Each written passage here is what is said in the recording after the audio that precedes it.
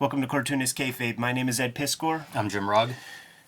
Everything you need to know about San Diego Comic-Con is the video today, but first, some travels are underway. Jimmy's going to be at the Jacksonville Public Library October 22nd for a zine festival, and he is the man of the hour there, man. Going to give a talk and going to present all of his works. Going to be a super cool event. Baltimore Comic-Con is the genesis point for Cartoonist Kayfabe, and we are going to be out there in Daredevil fashion. October 28th through the 30th. Come stop by, say hi. You will not miss us. With the setup that we put together, you ain't gonna miss us on that convention floor. And I'm gonna be at Tokyo Comic Con sharing a table with Uncle Jeff Darrow, November 25th through the 27th. So if you are in town there, swing by, say what's up. And if you are out there in Tokyo, let me know what's good out there, what's going on, if there's any cool art shows or anything like this. Kayfabe Pilber is still underway, and these are your prompt lists.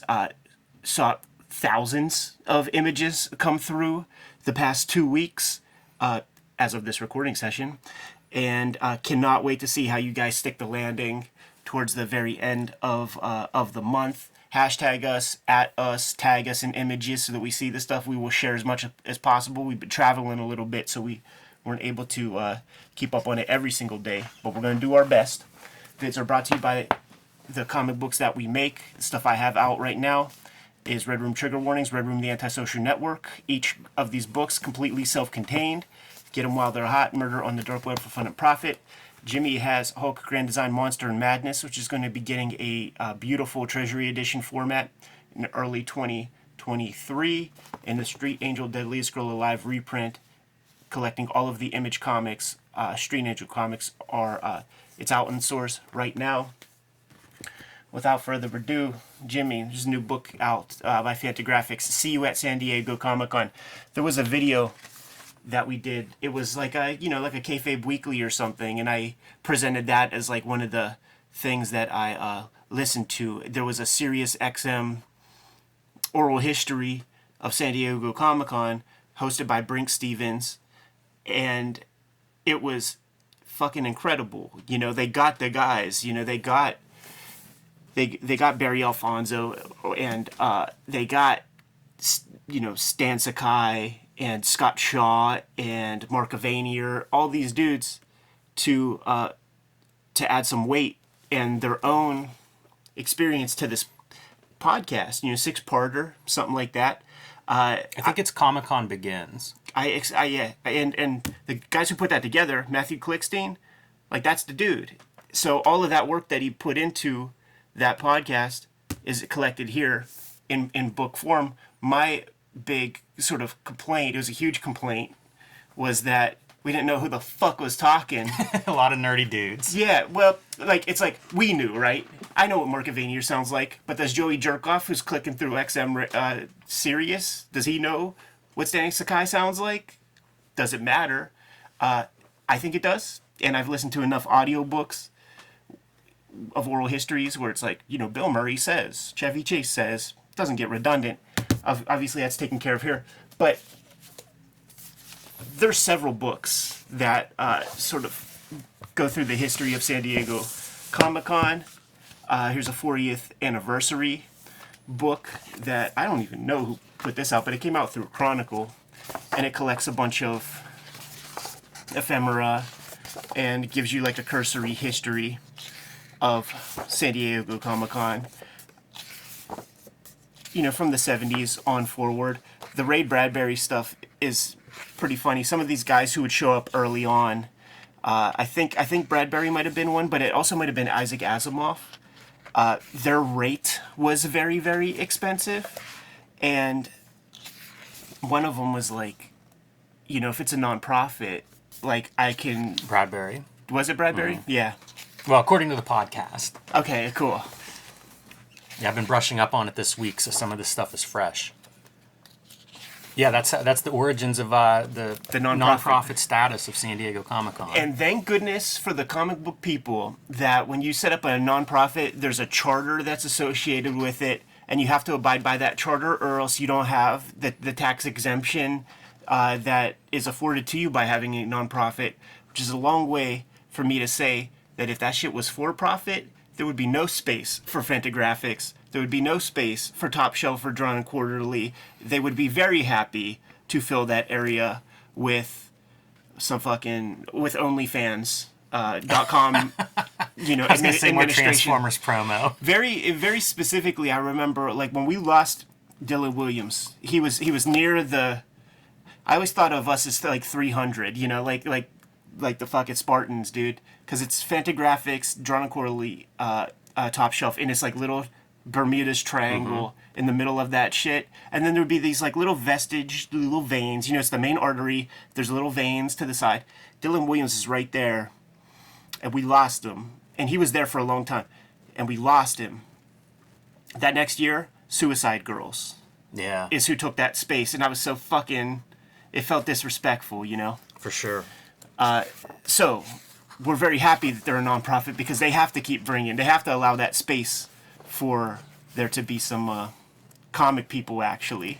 All these Comic-Con books, it's such a good fodder for a book. Because it lends itself visually. From badges to photographs, there's just so much like visual information to make these books really pop and be fun just to flip through. Yeah.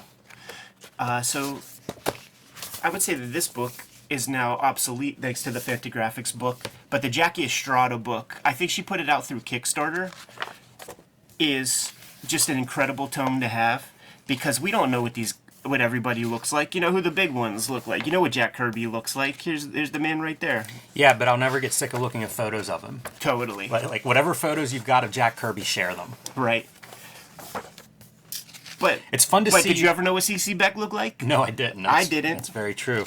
The one of the things with the Comic-Con history is how much some of these heavy hitters added to the legitimacy of it. Like when Kirby comes to the West Coast, it kind of realigns everything whenever he signs on to this kind of thing.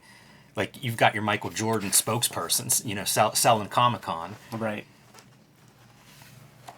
And especially for, like, a fan-started organization, that's a real legitimacy when you get the pros to show up and talk well about it.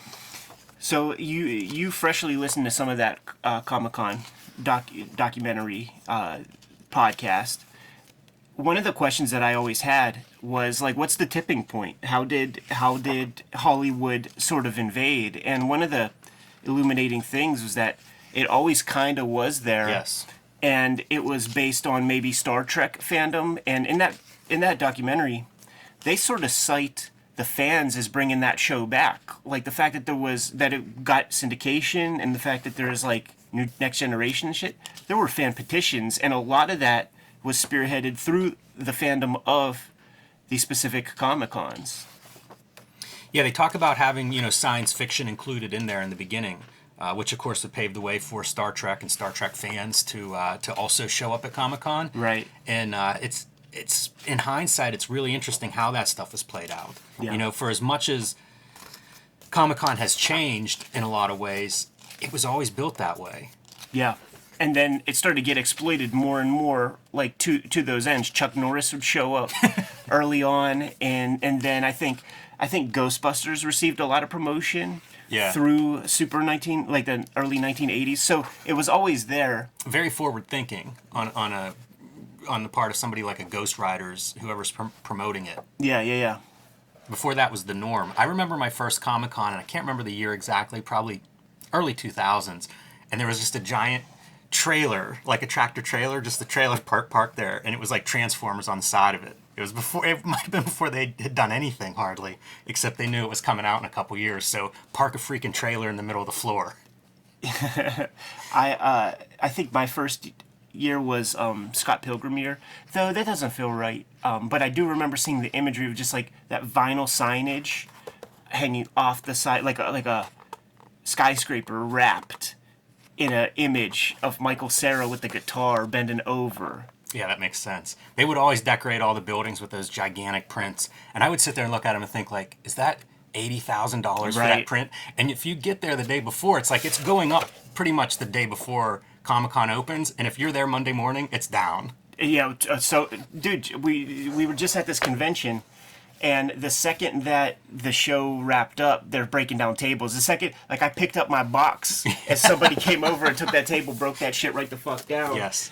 I went to Comic-Con a couple days early the last time I was there in, like, 2015, to be a part of the, choose the best retailer of the year award. And I went to the same place for breakfast every day. And Monday and Tuesday, the breakfast cost one price. On Wednesday, which is that preview day, it went up 50%. $10 breakfast turned to a $20 breakfast. Well, it's supply and demand, right? I A guess so, a lot of demand on Wednesday. So this is that new book put out by Fantagraphics. Full disclosure, Fantagraphics, publisher of the greatest cartoonist in the world, including myself. So it is my humble publisher who put this out. And like I said, man, the Sirius XM podcast that you may have listened to or may not have, a lot of the transcription is included in here, plus a whole lot more. And the off the bat, the graphic design of this thing, perfect. They did everything they could graphically to give it that fanzine feel, but keep it extremely legible. So you're kayfabing it. You show the the typewriter paper, but you have just the perfect font chosen to maintain legibility. We're not gonna go full ham and like make dittos of every single page of this and then scan those in. That would be too much. I have to hope that was an early draft, and they're like, let's make it more accessible. Right. Yeah. Can you imagine reading 500 pages of this with like if it was like a light blue? Yeah. But in the same way as the other books, all the photos that you saw, this thing is rife with imagery, and it's beautiful imagery. It's so crisp. The paper choice that they used is fantastic for the subject matter. Like, look at that, dude. That's pretty fucking sick. And then you have kind of color blocking, so you can get to specific. Yeah, I'm a big fan of that design feature. It takes advantage of the edge of your paper. Yes. To actually function. I don't know that this will be the last time we look at just this book, because I could see us doing an episode per chapter. Oh yeah, that'd be interesting. Now that sounds daunting when you look at it this way, but the type is big and readable, and there's a lot of imagery throughout. A lot of graphics. I think you could get through a chapter in an hour or two. Bill Shane's so the first part is the characters, and it's just mini bios on different people who touch the industry. It's really interesting too, because Comic-Con is almost used as the I don't want to say a MacGuffin, but a device to sort of talk about fandom, comics growth into other media. Like Comic-Con is kind of the central line that runs through it, but there are a lot of other ideas about how these things spread throughout and permeate our culture. So you really do get like the Shanies and stuff. Like you get this background on Pacific Comics, direct market, creator rights, like all these different pieces that contribute to the growth of this. It's really interesting in that way to me, because it is a historical book beyond Comic-Con. Comic-Con's great, but I mean this is really taking into account Comic-Con's role in the bigger comics history part. And just pop culture in general. Right. I mean, whole Hollywood companies, they promote the next year's worth of stuff at San Diego Comic-Con. Valiant Comics, John Hart's. I think that's a different Valiant Comics. I think so. Early 80s. I don't think Valiant was what we know then. Lee Morris, we just saw her this weekend. Yes. Yeah. It's interesting seeing some of these people that have been around comics for decades and decades, and you get to track them with a book like this. Absolutely. And Lee Morris, West Coaster. Right. You're going to get a lot of West Coast imagery here, just because... That's what you use, local talent. You need a flyer, you need a sign, you need anything. You're going to go with whoever's nearby. It makes me so glad that we asked Jim Valentino Comic-Con specific questions when we interviewed him, because he was there. He was one of the kids. He was one of Sheldorf's kids. The scene is the second part. Yeah, anytime we talk to old timers who did go to Comic-Con decades before us, it is fascinating to hear how that evolved. Right. And everybody's there. Everyone you can think of, there are pictures of them at Comic-Con. Absolutely. Like people you wouldn't expect, Crumb, like people you would not expect to be a part of this. I hope we see that image. He's like literally falling asleep at his table. And then, guys, Ray Harryhausen shows up, Dudes like that. Miss Trina Robbins, we just saw her this past weekend also. Yeah, another lifer in comics. it's wild to see these people too whenever they're 30, 40 years younger, because like I've always known Trina, you know, she's always been however many decades older than me. Yeah. So to see like pictures of her younger than me, it's like, oh yeah, she's been here from the beginning. For sure. The plot, this is probably the section that starts to get into the Ray Bradbury stuff. Like, look, man, you got Forrest Ackerman, the creator of Famous Monsters of Filmland. You could imagine he would be a big part of that. Big player in this origin, in this history. Forey, Uncle Forey. Uncle Forey at the Acker Mansion. That Clay Geards guy plays a part in a lot of the photos. A lot of photo credits to him. Matt Groening is a young cartoonist, way before Simpsons. Yeah, it's fantastic. In 1985. You know, they've done such a good job, Comic-Con, over the years of really bringing everybody in and representing comics from, you know, virtually every side. Absolutely. Like, there is the section where the mangaka come. You know, in the Jackie Estrada book that we looked at, there's the whole bit. You see Go Nagai, you see Monkey Punch. Yes. I was looking throughout that book, and it doesn't have that photo. You know, it's Jackie Estrada's photos. Mm-hmm. But there is a photo out there with Kirby and Tezuka in the same flick. And that's, you know, that's fantastic. Look at the bros, man. Yeah, man. So much attitude in that photo. Yeah, there's a range of, like, how nerdy you look in the photos. Those dudes are not on the nerdy side. No. Sherry Flanagan, man. She was super important to me, Trots and Bonnie, because she's in Comic Book Confidential. That's the other thing, as you read a book like this and as you get more into comics history, the crossover, you know, like the same names are appearing in all of these places. So it's almost like you're just filling out who these characters are the more you read different sources. Ken Casey. Yeah, what's he doing there? There was something, like, I swear to God, like Timothy Leary was in the photo. Yeah, I'm trying to think of who did stuff with Timothy Leary, because I feel like that's a name that has been referenced in comics and different things, probably underground stuff. I would bet. And I think he's written intros to stuff. Like, I think he wrote an intro to Robert Williams' book we looked at. My dad's favorite actress, Sybil Danning, from The Howling. Yeah, supposed to be the star of Black Diamond that never quite came to be, but AC Comics did publish tie-in comics. That is right, man. Cool Paul Galassi covers on there. Makes sense, man, that Warren Beatty would promote his Dick Tracy flick at San Diego Comic-Con. Absolutely. That art, I feel like, sums up comics. Big Daddy Roth, dude. Captain Sticky, that's a name that comes up, and it comes up a lot in that podcast, I feel like. I seem to remember. But this is a book that's fresh out, gives you the full scoop on San Diego Comic-Con, the history, the people involved, who made it what it is. A lot of those people still associated in some sort of exact way, you know, like they're still fully involved. Very strong bonds. Jeff Smith's intro to this, you know, he kind of talks about Comic-Con through the lens of, like, this is his family. And he gets there from just first couple of years of going there, and the way he was received and treated by everybody, and that's the sense you get. The other group I would recommend this to are people who love fandom. There's a real sense of fandom in here, and a lot of these names, the organizers in the beginning, come out of that fandom history. So now you get it in their own words, yeah. As opposed to maybe recaps and biographies and things. This is a chance to hear some of these names actually speaking for themselves. Doing these big kind of oral history projects, you always have to have like the more up-to-date shit. That's stuff I'm least interested in, and I like to see that the expansion is not as thick as the earlier parts. Very important, because we know what it is. You know, you could write the book on the current San Diego Comic-Con later when you have more retrospective vision. But you got to have it in there. And it still seems like, you know, I'm not seeing like just all Twilight imagery and Walking Dead nonsense. You know, it still has the players. Maybe that's in the future. Right. There's in the beginning they're talking to the Shanes brothers about how they began.